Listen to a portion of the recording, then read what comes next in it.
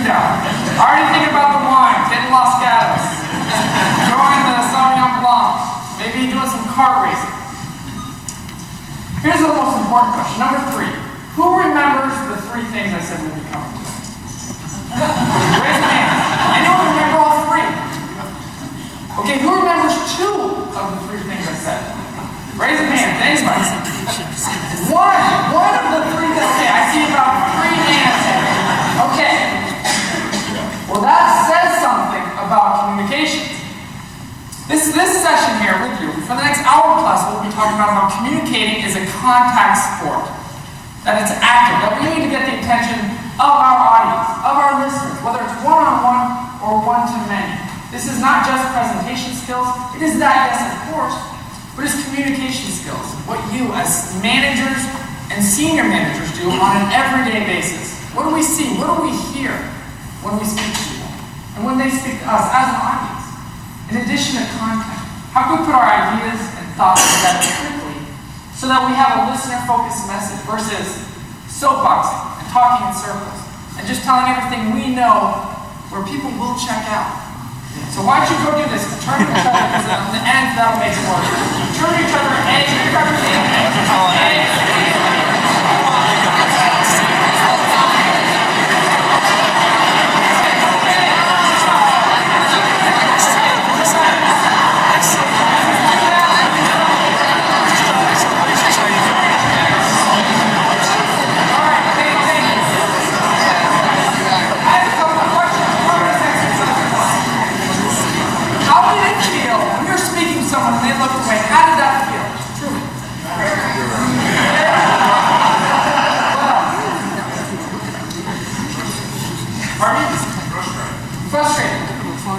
off track. You're looking away. Where am I going? I don't know what I'm saying. Now, what about on the other end? I know I made you look away, but how did that feel to look away when someone was speaking? Extremely uncomfortable, difficult, rude, very rude. Now, here's the most important question: how often does this happen? Too often, all the time. And I like to compare it to even this Exponent's 40th anniversary. When you're out there and you're talking to someone and you're listening to Joe, you're doing all the right things. But you know John, Susie, and Bob over there. You got to get to them because you don't get together without them. So you're doing all the right things, nodding, grunting, but the eyes are darting over there. You get to see Bob before he leaves, Does he really feel like you're there? No, he doesn't. And that's what we do all the time. Well, the Black Bears, I'm listening to you. Well, guess what? It's the same thing with our communications. When we speak to people, and we're looking over them, we're not talking to them, we're thinking, it comes down to habits. What are we doing with our eyes? Okay, I'm going to talk over here, and I'm going to bring it right there, and then I'm going to end here, like the old typewriters where during, I'm going to talk here.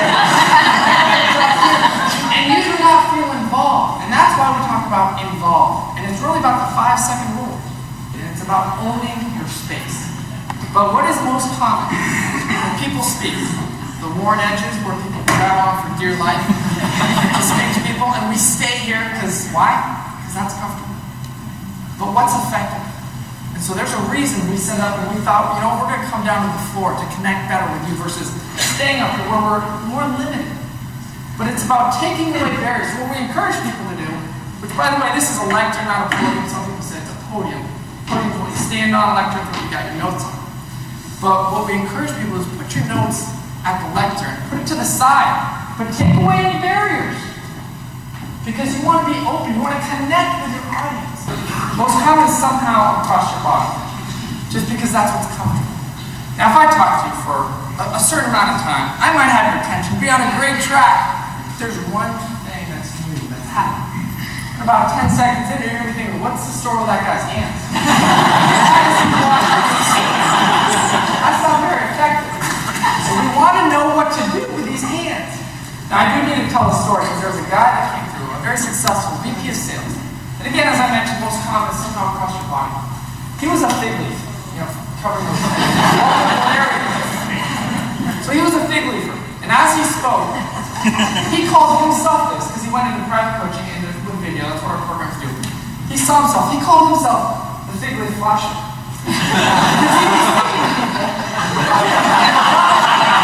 As he's talking, because that was a big gesture. People think he's talking, and as you sit there, you think, why is he doing that? No idea.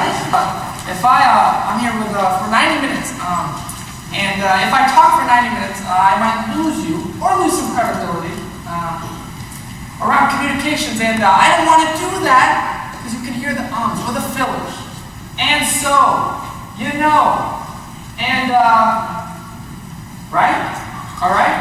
Right? Right? And they creep in there between each sentence. Did you know that you can put a 3-second pause right in the middle of a sentence? No one's going to go anywhere.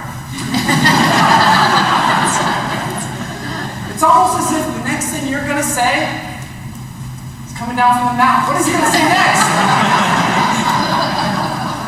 We're talking about habits here. Now try this. Try crossing your arms. By the way, there's no trick here. Go ahead and cross your arms. Now take them apart, and if you can even figure out yours, do the opposite way. It's awkward. It's terrible. You need to figure it out. Now, do I have mine comfortable to me or uncomfortable? What do you think? Odds are most of you can't tell. I hear both answers. You can't tell, but this is very uncomfortable to me. This is the opposite way for me. But you can't tell. It's just a habit. Maxwell Maltz said it takes 21 days to change a habit. He was a plastic surgeon. He wanted to change people. He wanted to make a difference. He thought by changing their outsides, he could make a huge difference.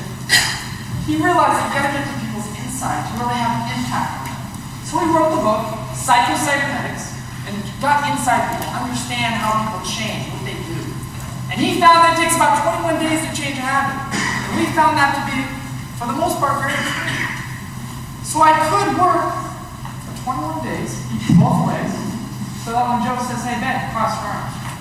Well, which way? Right over left or left over right? But I don't think that's very good use of my time. I do think it's good use of my time to know that I'm in the ready position when I speak to you. I do think it's good use of my time to know that I speak with energy, that I keep your attention for 90 full minutes. I do think it's good use of my time to know that I can look right at you for a good 5 seconds to pull you in and involve you. It's about changing habits. It's about raising the awareness, which is really our purpose in being here with you.